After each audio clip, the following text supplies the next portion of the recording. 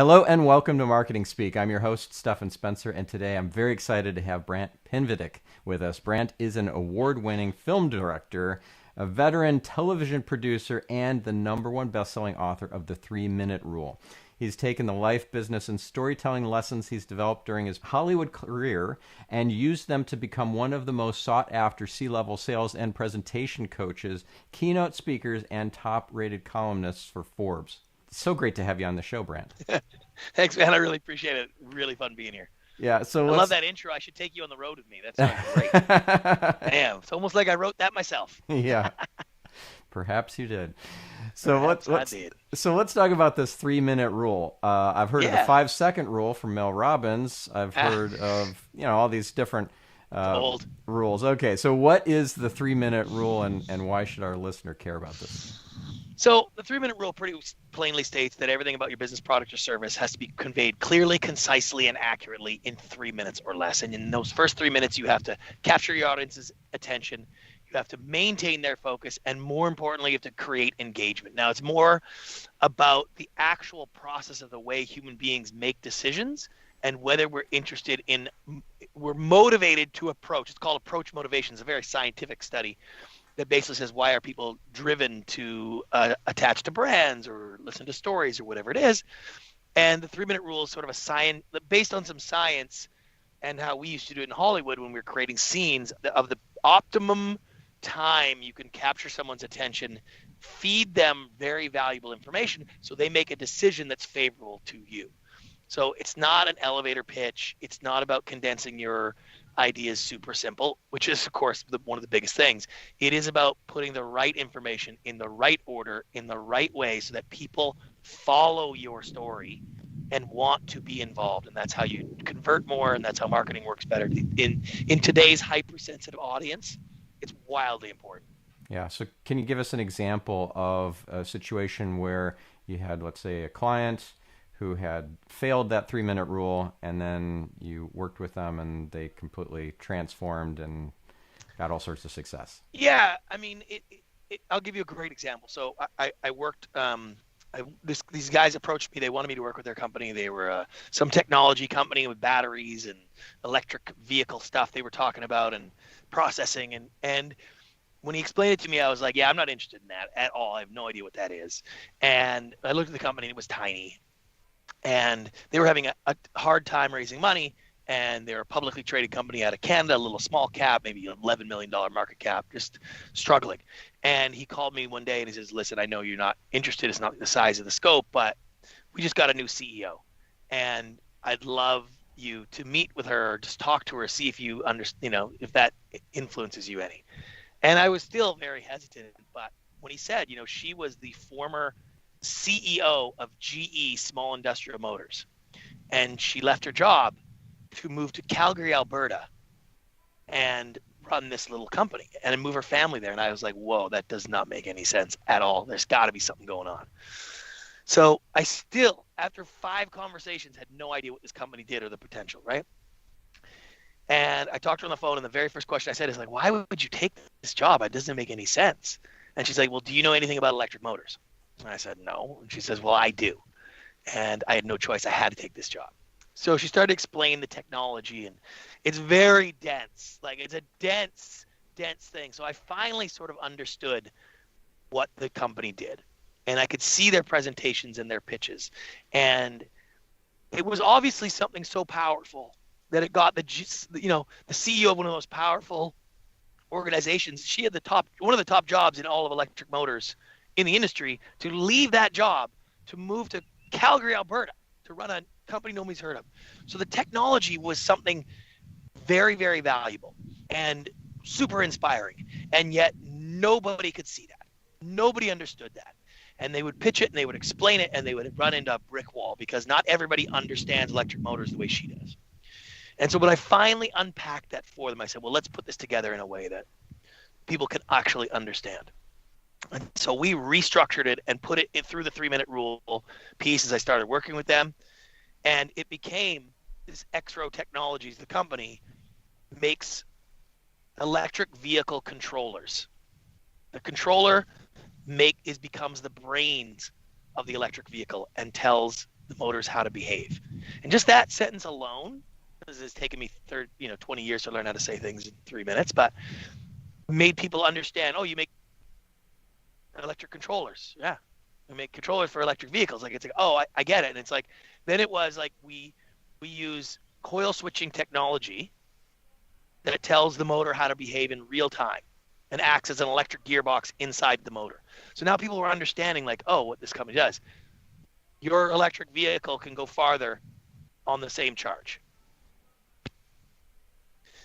We put that into play, and the simplicity of that deck, 10 slides, walking through it, and the company, we've been working together for now 14 months, went from 10 cents a share to over $5, from a $11 million market cap to a $600 million market cap.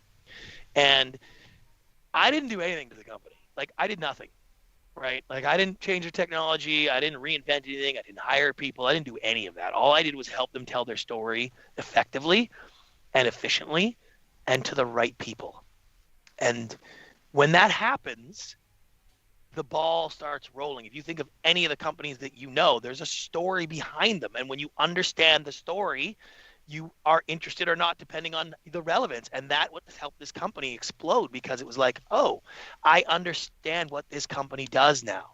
And then they can actually engage from a process and a place of interest. They want then people wanted to look at the technology, because now they understood what it was. They wanted to verify it. They wanted to validate it.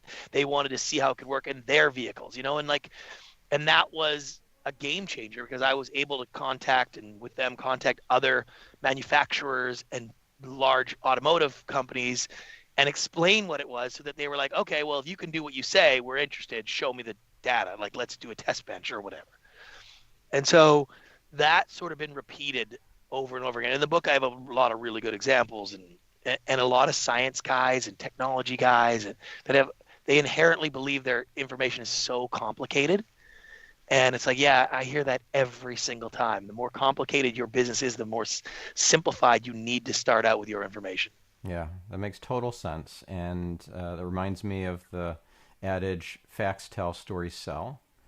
So Right. if you're telling a story of the growth of a company, or the story of the origin of the idea that created this industry-leading company, or you're telling the story of how a CEO of a major corporation left her job in order to bet big on this tiny little company, those are great stories that make the Yeah. listener get engaged and want to learn more and follow that journey, that story of struggle, that underdog story, and root for them.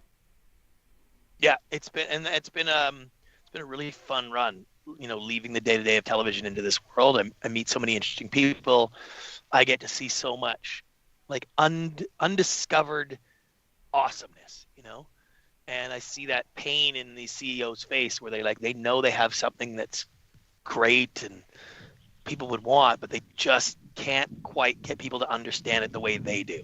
They understand it so well. They know every nuance, and if other people could just see it the way I do, then they would have to be interested. It's like, great, like, that's what we need to focus on, and only that. And it's really hard for people to separate what needs to be said from what they want to say.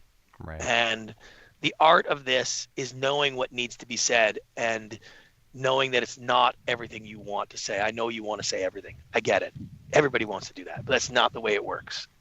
Yeah. And looking back on whether it's a podcast interview, or a presentation from stage, or a short YouTube video, whatever, or even a TV commercial, people remember not what you tell them about your product features. They remember how you made them feel.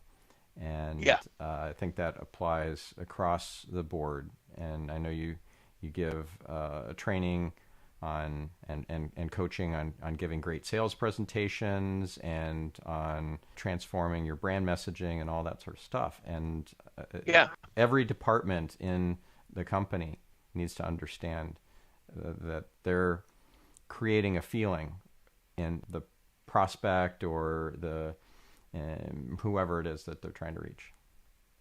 Well, and that's the thing, and I use that as a cautionary tale, right? Because it's very classic marketing and sales techniques is to inspire and to tell stories and to do that. The problem is that you cannot reverse engineer that anymore. You cannot come at your presentation, your sales pitch, your target audience from their feelings. What feeling can I give them? Let's go reverse engineering that.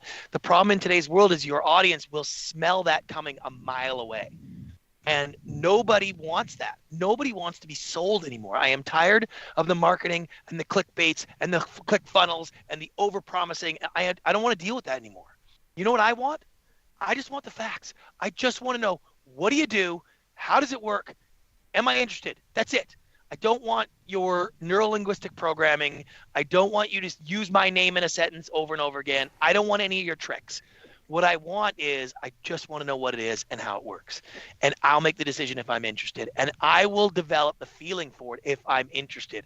I will become emotionally invested if it means something to me. If your story is giving me the facts that I want and lets me do my thing as a consumer, because I'm very sophisticated.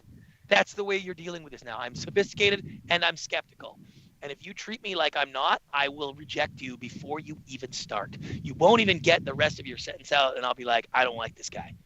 And I see that a lot because people make big promises or they use these sales techniques that used to work in the 80s. And it's like, yeah, it doesn't work like that anymore.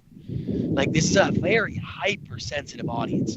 And they want if they're going to give you their precious attention, they want value right away. And if they don't get it, they are off into the world looking for something else. Their attention span is so short. And so I really caution, it's not so bad from a lot of companies, but from a marketing perspective, marketers seem to have a very bad habit of that as they go in to try to inspire brand feelings and whatnot. And it's like, yeah, that's like a company saying, you know, we're going to create a brand, and they hire a graphic artist to create a logo. It's like, yeah, you know, that might have worked, 10, 15 years ago, that if you had a great logo that looked like Apple designed it, people would think you're a big brand. But, my 18-year-old kid can give you a logo that looks like Apple designed it. No one gives a crap.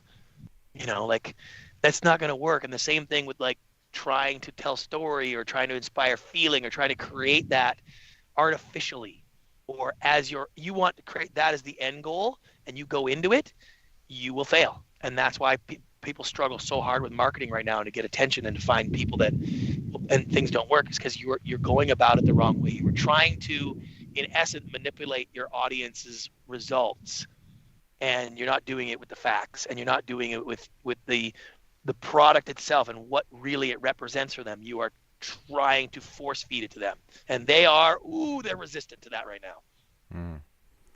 So I hear what you're saying, and I want to make a distinction and see if this lands for you.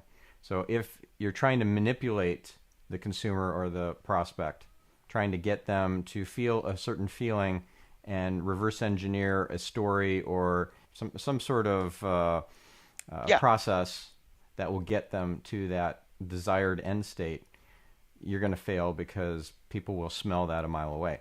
However, if you're trying to create a real experience, I think then your potential is huge. For example, yes, in your business, you have these crazy experiences that people will remember for a lifetime. So before we started recording, I was telling you that Brad said hello. He told me a story of one of the trips that you put together and how memorable and crazy it was. And you are somebody he thinks of very fondly because in part of that trip, multiple trips that he went on that were so memorable and life-changing. So maybe you could share a bit about these trips that you put together and why and how transformative they are for people. Yeah, it came from the idea that I wanted to fill my life with a little more joy, right? Like, that was my thing, is that I'd worked very hard, I had done relatively well in the scheme of things, and I found that I was like, I didn't know why I was doing it. At this point in my career, I was just chasing bigger contracts, and I didn't even know why I was doing that. It didn't make any sense, you know. And so I realized that when I lived in LA, I didn't have a lot of friends that did a lot of fun stuff. And so I just started creating these events on the weekends and inviting people to go do fun things. And I found like that brought me a lot of joy because I like doing fun stuff. I love jet skiing. I love, surfing. I'll go off-roading, like that kind of stuff. And when I created these sort of experiences for people, it had a lasting effect in their life in general, because people who are more joyful and experience things tend to do that better for others in their life and their business. So I started doing it through my nonprofit as a sort of almost like an organized thing. And because it's so organic, like I do it through my nonprofit, so it's not a business. I'm not selling anybody anything. I'm not trying to create an experience so I can sell them something. It really resonates because it's like you're there for one reason. We are there to if we're here for 3 days doing something, it's like, how much joy can we squeeze in to these 3 days? Now, the byproduct of all that are the relationships that you just talked about, and my ability to connect with people and all that kind of stuff was great. But it comes from a more organic place. And I think that I could relate that to brands when I'm, doing seminars or whatnot, is that you need to have confidence in the value you bring to others in the core element of your product or service, right? If you really believe in what you do and that it brings value to others, like that's where the focus should be. The focus should be, here's the value that I bring. Here's how I bring that value to you. Like basically exactly what my 3-minute rule teaches is like, here's what I do and here's how I do it. And like, that's, the 3-minute rule is based on a system called the WHAC method, WHAC. What is it? How does it work? Are you sure about that? And can you do it? And when you put a pitch into those contexts, it goes through the very core decision-making process that we make as human beings. We need to understand what it is. Like, we need to conceptualize what it is we're looking at. Then we need to contextualize it. I need to understand how it works. I need to understand how it works for me. I understand how it might impact my life. That's contextualizing. Then we have to actualize. Then it's like, okay, can I get involved? What does it cost? Is it too expensive? When's it going to be available? How do I order it? Like, those are all actualization. And the WHAC method puts that pitch in that order, right? And so it's literally, I deal with clients where I'm like, what is it? Just tell me what it is you offer. I am a personal trainer that specializes in training actors for leading movie roles. Okay, that's like, I don't know, 15, 18 words. Like, you already know exactly what this person does. You kind of know what they do, right? Like, when you simplify something in that sense, it's powerful, right? And then it's like, how do you do that? Like, what's the deal, right? It's like, I move into the celebrity's home 90 days before their role starts to make sure they follow the training and get to the desired goals. It's like, okay, how does the person train celebrities for big roles? They move into your house for 90 days. Like, do I need to explain a lot more stuff? Like, you get it, right? You already know. Yep. Oh, that's right. He's going to be training them 2-3 times a day. He's not. You're already moving towards, like, I understand this process, and he hasn't said anything about his ketosis or all the details or any of that stuff. No. And then it's like, now that I understand those things, now when I say I trained Vin Diesel for Fast and Furious, I trained The Rock when he's getting, like, now that actually has more merit. You're like, okay, that's the, are you sure? Like, are you sure you can actually do this? Like, yeah, well, I've done these big things. I trained Angelina Jolie. Like, you're like, okay, now I get it. It's like, my schedule books up 6 months in advance. I cost $30,000. Like, whatever it is after that, now it's like, okay. Now you go to all that. Now it's like, do we need to talk further or not? Yeah. And if you're in that world, you're like, yeah, I want to talk further because I'm interested. Or it's like, no, I'm not an actor. I don't have anything to do. Like, it's so clean. It is so clear. And when you start laying it in those pieces, not only does it get your audience to understand the core elements so they can be like, okay, now we can engage, but it also conveys an unbelievable level of confidence, because confidence is conveyed inversely proportionate to the number of words you use. End of story. And I use this great example when I'm on stage. I was like, I want you to imagine that you're getting married, you're prepping your wedding. I want to be the caterer, and I'm trying to pitch you on the chef that's going to be there that night doing the food. very important night for you. And I have, as the chef to bring, Gordon Ramsay. A friend of mine, he's going to come and be the chef at your wedding. How many words do you think I need to pitch you and your bride that idea, right? 2. I have Gordon Ramsay. Now, am I going to be talking about his Michelin stars? Am I going to try to convince you he's going to be great? Am I going to do any of that? No. I have Gordon Ramsay. Now, imagine it's my brother-in-law, ex-convict, just got out of prison, doesn't cook, he's really mean, and he's demanding that I get him a job. How many words am I going to need to try to sell you that idea, right? I'm going to be there, try to explain to you that the chef isn't really the thing. On that night, they don't really do it.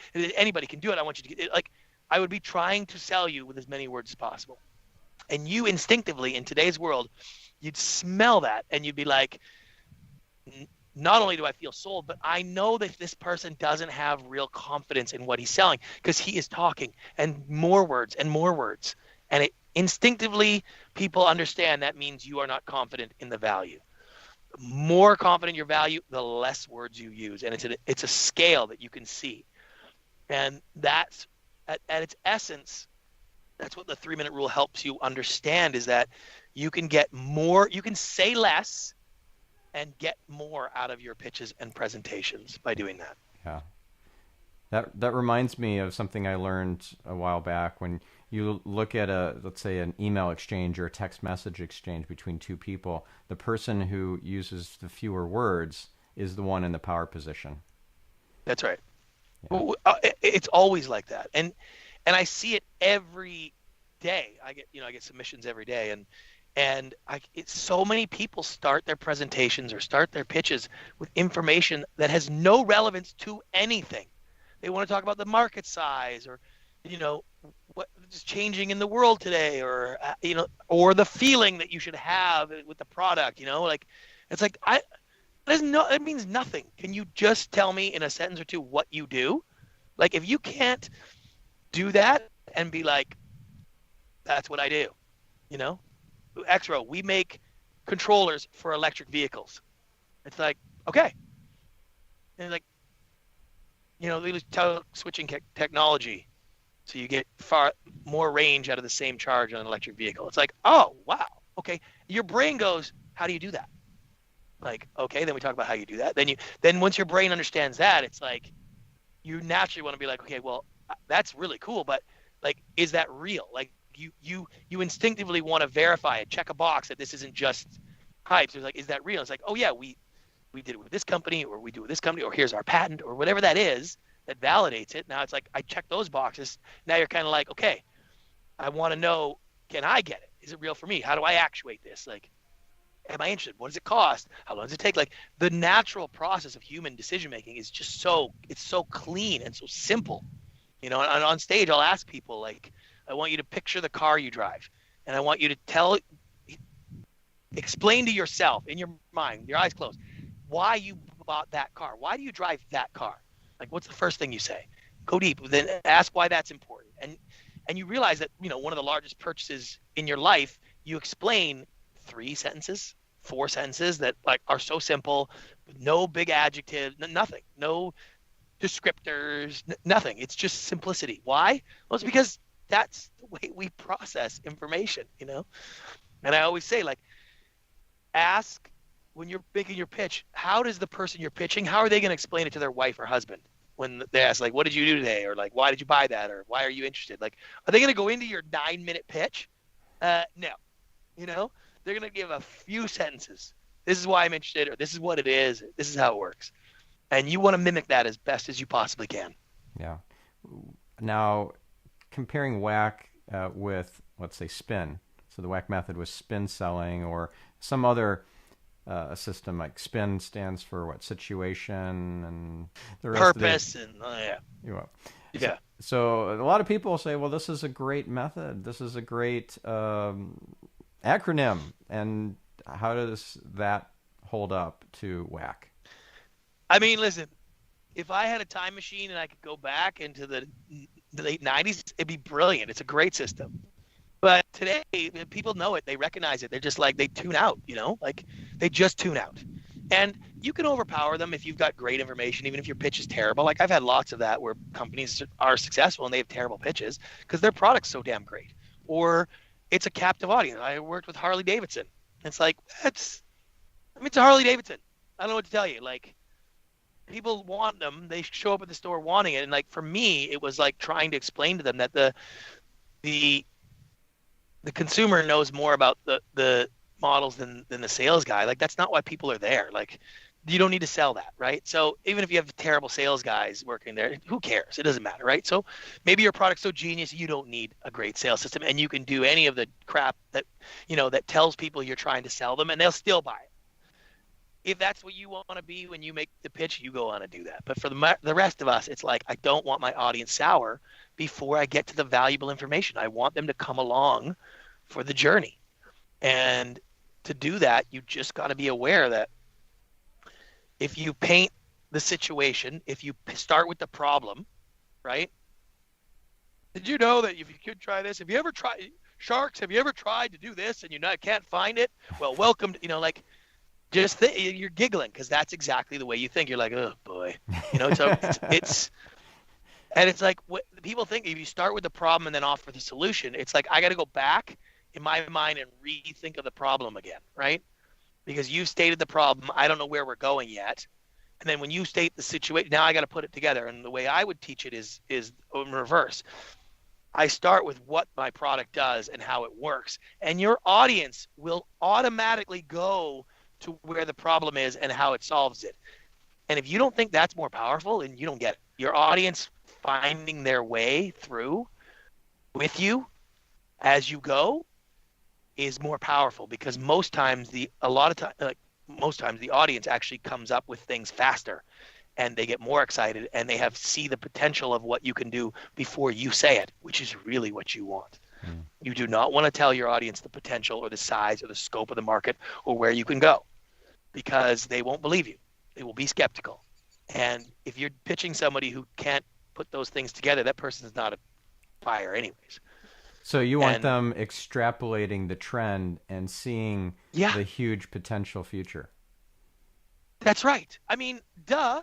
And it's like if they had all the information you have, they would have to know that, right? Like that's the point. It's like, of course, if what your product, service, or business does leads to a certain result and it doesn't lead there on its own, that's a phony premise that you're trying to sell, and you will run into a brick wall every time. Yeah. Because like I should be able to get it, you should be able to get it. If I have to try to convince you of that, like now you're selling timeshares, which I've worked with the timeshare guys, and it's like, my God, like you can't trick people anymore. It just doesn't work. Like it's not how it works. You can't convince people of the potential for good in their life, and they just won't buy it. And if you think about how Hollywood tells stories, my favorite movie, Shawshank Redemption, like we don't say, hey, Andy Dufresne escapes from this horrible prison, and I'm going to tell you why. Spoiler alert, by the way. But it's like that's by the way, that's how a lot of people pitch their ideas and pitch their businesses. And it's like, no, we start with the character and the history, and we build the story to it. And when it comes to that scene, I don't care how many times you've seen that movie, you want him to escape. You want him to try. You want him to make it every single time. Before we even show that scene, you want him to try to get out. You're desperate for it. That's the feeling you want from your customer. They want it. They see it. They build it. I didn't have to tell you he's going to want to escape. I didn't have to tell you that in the beginning. Don't worry. I'm going to get you there where you are rooting for him, right? Think of all those movies. I don't need to tell you. Rocky's going to get knocked down, but don't worry. You're going to want him to get up and you're going to feel great about it. Here we go. Let's tell the story. That's not how it works. Rocky's down and you're like, get up. Yeah. Right. Because we've built that. We've made that story happen. We in Hollywood can put you in a theater for 3 hours to watch a movie about a boat that sinks. You already know how it ends and you still watch it. Why? Because James Cameron can weave a story that you want to end a certain way. You want to see it resolve, and you can create that in your pitch. You can make people follow your story of your product, your business, service, and want the outcome that you want, that you see, that you can have them understand the result before you have to state it. Hmm. And that's the difference between informing and leading, which is what I teach. I'm going to inform my audience and lead them, and state and prove. I'm going to state a fact, and then I'll prove it with my facts. Hey, I have an investment opportunity that can make you 10 times your money in the next 3 years. Would that be something you're interested in? Oh, yes, tell me more. No. People are like, oh, God, right? I'm going to try. Would you like to lose weight? Yeah. Now, when you hear that, do you go, oh, yeah, I absolutely would, for sure. Why don't you share that with me? No, right? That's state and proving and doing that since the 50s, right? It's like, it's the core principle of like state something that somebody wants, they get excited, and then you prove it to them and bring them along and reel them in. It's like, yeah, that's not how it works anymore. You can't do that. You state it, and then you try to prove it. The entire time people are thinking there's something wrong, or it's a catch, or it's not going to be like that. They just don't buy it. Now, sometimes, like I said, sometimes you get through, and maybe your product's so amazing you can still do that. But for most people, they need a better way to convey information to their audience. Yeah. Instead of becoming preeminent, if you're doing that kind of hard sell, you become an adversary. Right. Yeah. And it's exactly right, you know? Now, how do you apply the WAC method in, let's say, a podcast interview where you are the host? Because you have your own podcast. How do you apply this? How do you get the best out of your guest if you want to apply that WAC method to a podcast? Well, for me, it's like, it's how do you get your best out of your guest from your audience's perspective, right? Mm-hmm. And your audience, if they're going to be, if you're going to be interviewing somebody that they don't know, or they're not like predisposed to wanting to hear some celebrity interview, then it's sort of the similar thing. Like, you want to explain to them, here's this guest, here's what they do, here's how they do it, and they have credentials to make this real. Now you want to hear them, right? And that's sort of the way we naturally decide if we're going to keep listening, is like, oh, who is this guy? Is he interesting? What does he do? Will that affect me, or should I be interested in that? And it's the same as any sort of story. Like, you got to get that stuff up relatively early. And imagine in a podcast interview, if you tried to hype it up in the first couple of minutes, try to tell people what they're going to get and how great it's going to be, and like, people would be like, ugh, next, right? Or it's like, my guest does this, here's how they do it, here's what you're going to learn this one, and then you're into that. Like you started with, like, what's the 3-minute rule? Like, if we would have started with, like, where's your background, where do you come from, what do you do, how did you get here, like, people would have been like, what on earth am I listening to, right? But when you're like, hey, what's the 3-minute rule, and my first sentence is basically something that says to them, oh, okay, I know what this guy does now, right? It's a book about how to make my pitches and presentations better. Like, now you've got almost like you've got a buy-in right there. Well, that's interesting. How does a guy do that? I told you how to break it down. Use Hollywood storytelling. Okay, I'm kind of interested in that. Have you actually done this before? Right? Just like, oh, yeah. Oh, wow. Okay, the guy might actually know what he's doing. Let me see how I might apply it in my world. And then now you got people listening who still are listening because you set it up in that way. Yeah. But lots of podcasts will start with, like, tell me your backstory, where you're from, that kind of crap. And it's all great, except nobody cares about that yet. Yeah. So it's kind of like starting a presentation with I don't know, an off-color joke or something, and you haven't built rapport yet, and they don't know why they should care about you and your message yet, and you have failed to calibrate because they don't know you, you don't know them. People, and even closer to that is when they start their presentation with the size of the market. The automatic doorbell industry is $4 billion and growing. That's their very first slide. It's like, who cares? Like, what does that have to do with me? And like, you haven't even established how you're in that yet. So what? And also, there's a little bit of like, yeah, I know it's a big market. Great. The packaged food meal delivery service is approaching $9 billion. It's like, so what? Like, if I'm a serious investor or whatever, like, I know these things, or like, I don't even need to know how big it is. I got the idea. Like, later, if I understand what your meal prep delivery service is and why it's unique, now when I see the size of the market, I go, ooh, now I understand how big this could be. Now I understand where this could be. You start with that. It's like, who gives a crap? And it also makes it like you don't know what you're doing. Like it makes me wonder, like, oh, so it's yeah, so you're going to be competing with who? Like, is this what's coming next? You're telling me how this is a $4 trillion industry? Oh, let me guess, you're going to take a market share of this? Are you really? I don't even know who you are, and you're setting up to try to be one of the big competitors in this space, or like I don't even know why you're explaining this yet. And that's what happens in a flash in people's mind, right? You tell me how big a marketplace is, and to me it makes it seem like you're going to try to compete in that marketplace, and I instantly go like good luck, like good luck, you know, Hmm. because if it's a big marketplace, guess what, it's highly competitive and it's massive money, and like why are you sitting in front of me if it's such a big marketplace and you've got something so great, why are you sitting here? Like, are you trying to go after it, you know? And that's maybe not even what you're doing. You may not even be trying to take a big piece of it or whatever, but you've already set yourself up for somebody going like, whatever, dude. Like, you know, and it puts you in the wrong space. And I use all the time, like I get more clients and more client requests for bigger price tags now that I don't take new clients than I did when I was taking clients. And it's because when somebody reaches out and asks me what I do, when I explain it, I don't really explain it. I just tell them like I help high level CEOs in large companies simplify their message and deliver their product. And like people then are like, they want, you know, they're more interested because I'm not selling you anything. I got nothing to sell. Can't buy my book. Don't buy my book. I don't need to sell any more books. You can't hire me as a consultant anymore. So it's like, I'm not selling you anything. So when I'm telling you what I do, it's like, you know, I'm just explaining it for the sake of the information. There's no ulterior motive. And that captivates people's attention more than if I was trying to sell something. Just scroll through your Instagram and all those people that make money and give you out, like everyone who's telling you how to be successful, when they're like, yeah, send me $29.95 for my course. It's like, right? Is your mind like, oh, great, I can't wait to sign up with this guy because he must be so smart. He's selling his course for $30 to tell me how to make money in real estate. Like your instinct is like, oh God, you know? Hmm.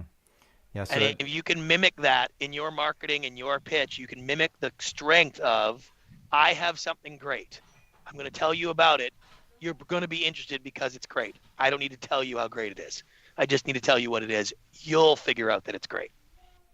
it's If I had like, to tell you how great it is, you're cooked. yeah. You're cooked. So I, as the listener or the prospect, want to extract out more information from you rather than you trying to lead That's that. right. I know leading is a good thing in some sense, but you don't win over the prospect by vomiting information Right. on them. Yeah. Yeah. So I'm curious, how did you end up kind of abandoning the whole Hollywood scene to do this and work with C-level executives when you had, you know, a good thing going with Hollywood? Yeah, I mean, listen, anything you do for a living is a job, right? So Hollywood has an appearance of being very sexy and all these great things, and it's a lucrative industry. That's true, but you know, it's a grind. So I was never a big fan for the last probably 5 years. I was 6 years. I was just like, ugh, it's a lot of work and there's not a lot of upside.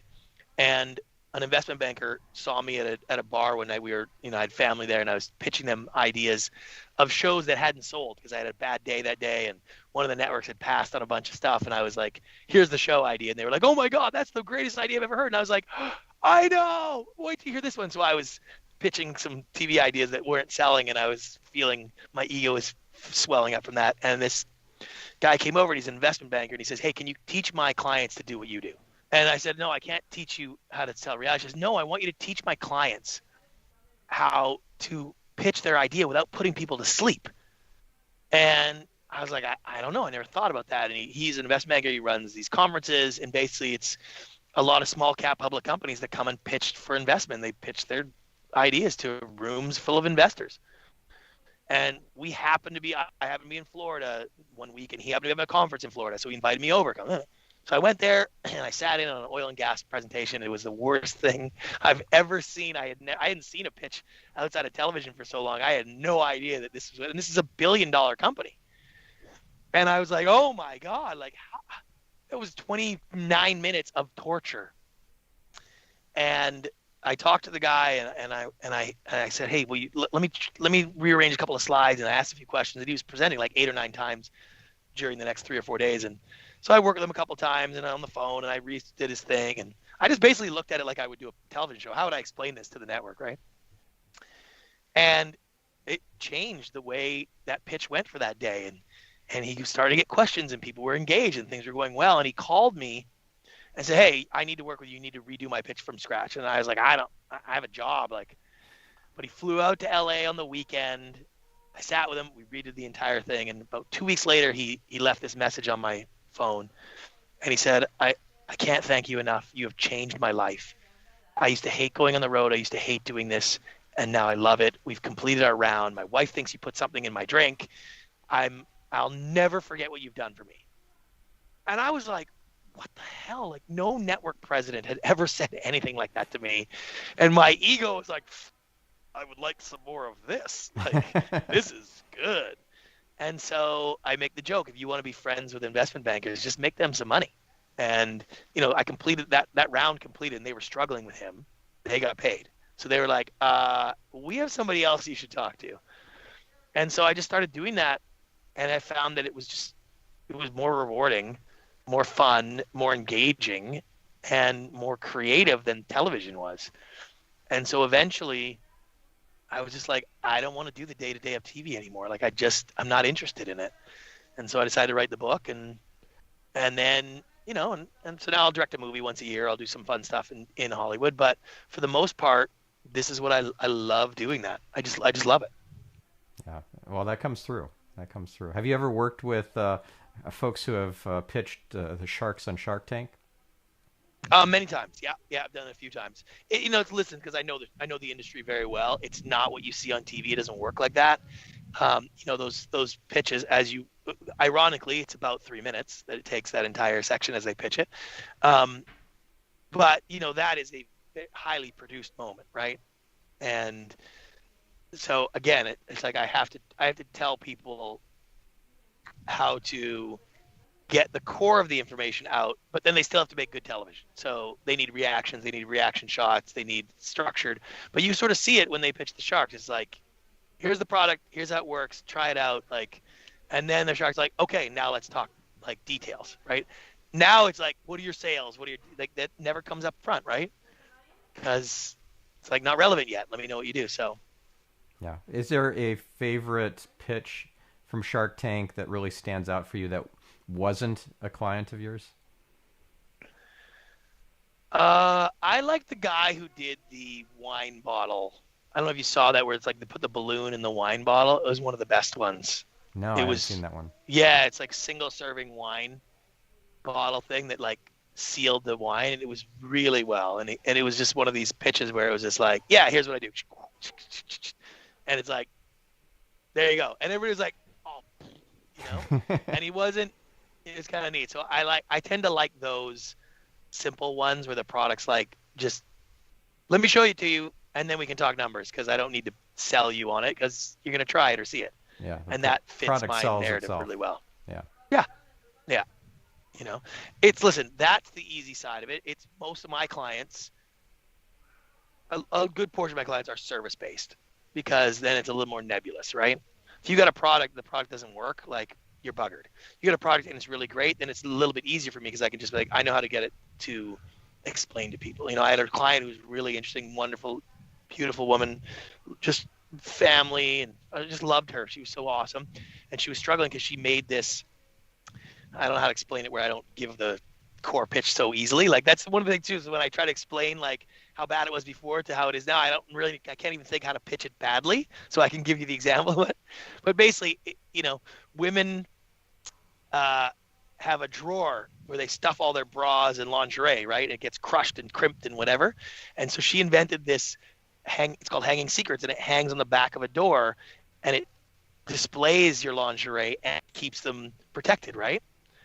And it's really a really good product, because also then you see your lingerie more, which triggers you to feel a little bit more sexy, maybe more intimate. You might want to try them on more.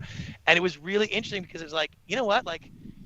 She wanted to tell that story so much. She wanted to tell the story of how by displaying her lingerie more and seeing it more, it changed her marriage, it changed her life, and she felt more feminine because she would see these things and she would actually use them more because they were there as opposed to stuffed in a drawer that she never saw, right? She wanted to tell that story so badly because it was so important to her that that's kind of where she was leading. And you don't get it. You're like, what? I don't understand that. And so when I saw the product, I was like, it's a great idea. It is a great idea. Stores 18 bras and your underwear and stuff, and it perfect hangs out of the way behind the door. You can see them. They don't get crushed. Like, it's a great product. You get it right away. I was like, we need to start with that. Let's explain how the product works. And then once you understand how it works, then you can be like, oh, and by the way, it's kind of a, like, now that I understand it now, it's like, here are some of the benefits. When you see the expensive and the beautiful lingerie, every day when you walk into the closet, you're more inspired. You will put it on more. Good things will happen. And so that process is usually very easy for a product. If you've got a product that's good, that works, guess what you need to start with? Here's what the product does. Everybody can understand the problem. Everybody understands where it goes. It's the services that need a little bit more coaxing to be like, I need to build your story. So. Yeah. So it's like if it's a superhero standing in front of me, I want to see that superhero's powers before I hear their origin story because I don't care yet until I That's see right. that Good they point. actually are super powerful. That's right. Yeah. That's right. Awesome. So now we're coming to the end of this interview. I'd love to get one or two tips from you that you questions I didn't ask that I should have. What would be something that you really want to get across to our listener as we close out this interview?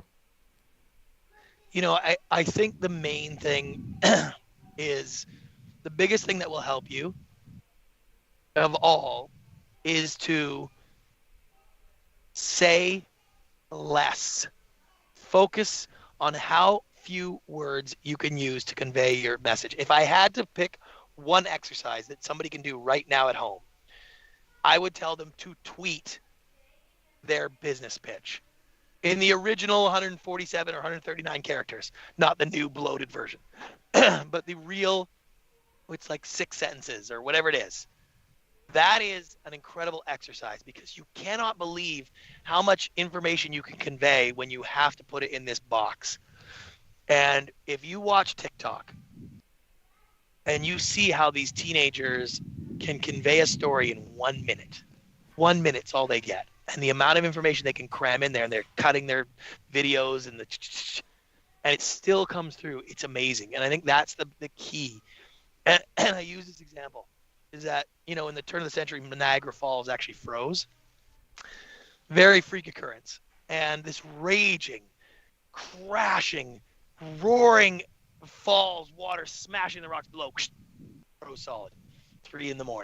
About 5,000 residents in Niagara at the time, and they were jarred out of their sleep, jumping out of their beds, actually in the streets, like wondering what's going on, because the silence of the falls was the loudest sound they had heard in years. And in today's world, marketing and advertising and promotion is a raging rapid of crashing who gives a crap in people's worlds. They tune it out. They don't hear it. And when you speak plainly, and when you speak simply, and when you use less words to describe what you do, and when you get to the core of the value, it will be the loudest sound that your audience has heard in years. And it will cut through, and that is what they will actually hear and they will listen to.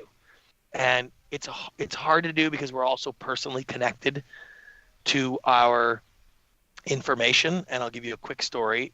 When I was writing the book, I wanted to write the intro to the book to be 4 pages with 3 minutes to read, right? Average business book intro is 12 pages. The average business book reader decides what they're going to read in the first 4 pages because it's about 3 minutes, right? The first time I wrote the intro to the book, it was after I wrote the entire book. My editor said, write it after you write your entire book. Go back and write the intro. You'll know everything. Wrote the intro, 13 pages long. Crap. I was on vacation. I had 2 weeks on vacation to write this intro, and I was like, great. I'm going to enjoy my vacation. 13 pages. I tried. 11 pages. Tried. 9 pages. 7.5 pages. I started negotiating with myself. Well, maybe I think maybe this intro, like my book, is this information I have here is so valuable and it's so good. It's written so well. I think it probably does need to be longer, right? And I didn't get it done. 2 weeks. I'm a guy who does this for a living. I'm a professional at this, and I couldn't get my own intro done. I had to go back, go home, put the post-it notes on the board, and restructure it. And in fact, even after that, I got a call when I did the proofs, the early editions, and one of my friends said, "Oh, it's really good, but I wish chapter 2 was the first chapter. The first one's a little slow." And I went and read it again, and sure enough, I had taken stuff from that 7-page intro and I had pushed it into the first chapter because I was so partial to it. I loved it so much. And when I read it again, I was like, it's all crap. It's all fluff. And thank God I got it in time. I cut it out. But that's how, when you get precious about your information, how difficult it is to see it objectively. Even the guy who wrote the book had trouble getting that intro down to 4 pages. So that is the most important element, is to look for those ways to make it simple. And start with a tweet, see if you can do it there. That's great. It reminds me of the famous quote from Blaise Pascal, "I would have written a shorter letter, but I didn't have the time." That's right. Yeah. Yeah, I make a joke all the time when people ask me about my speaking fees, and they're expensive, but I say like, well, then somebody will ask me like to do 20 minutes, and I was like, yeah, it's twice as much to do 20 minutes. And they're like, what? I'm like, yeah, because that's gonna take me way more work to figure out what to cut and not literally, but that is sort of the joke, right? Like, oh, no problem. It's $50,000 for a 20-minute speech. That is awesome. So I like that a lot. Okay, so how do our listeners find you online, follow you, learn from you? I'm easy to find at Brant Pinvidic. You can go to the website, brantpinvidic.com. You can go to the website, 3minuterule.com. And you can connect to me there. I'm on all the social medias at Brant Pinvidic. And if you want to follow my latest adventure, I'm on a 48-state RV tour of the country for the next 6 months, meeting people, connecting with people, helping businesses, doing fun things, just out roaming around. So if you're out there and you want to meet, hang out, connect, you can go to rejectaverage.com and follow me there. And I'm going to be out here till September, just rolling around. Amazing. I love it's fun. that. How did that come to you? Like I just, with Corona and my kids sitting at home for a year, I just was like, I can't do this anymore. Why am I doing this? And the kids started talking. I started talking. We're going to go do something fun. I knew they weren't going back. We're in California, so I knew they weren't going back to school till, next September. So I was like, we just got to go do something. And so it just started building. And the next thing you know, my kids are like, they'd like to see all 48 states. And I was like, well, I don't have a job. So, I can go anywhere and do anything. And the next thing you know, I have a giant RV and we're leaving California and we're off. We've been on the road for 9 weeks now. And so I'm going to see all 48 states and just meet people and just have fun. It's great. It's an amazing experience. Yeah, that is so cool. And that will be something, that's a gift for your kids that they'll always remember. And yeah, it's been great. It's like, it's homeschooling, but yeah. level 10. Yeah, exactly. So. Amazing. We'll have a great time with that. And Brant, thank you so much. This was fabulous. Excellent. Right on.